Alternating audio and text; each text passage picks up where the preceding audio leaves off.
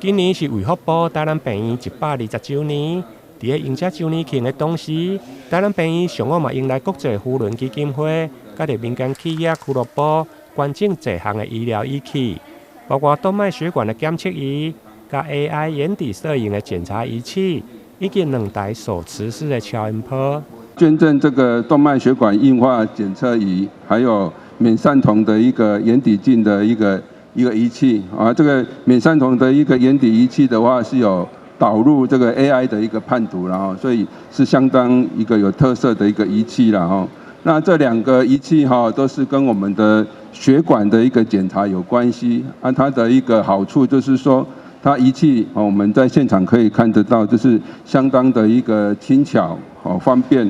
而且检查是非侵犯性的啦哦。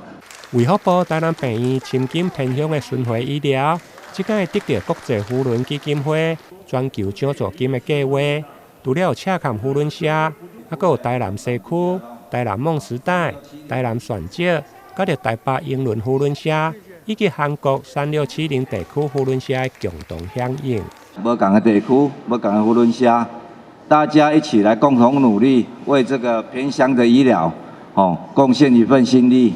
也期待，这些仪器在我们的专业的医疗团队使用下，能够帮助更多的偏乡居民，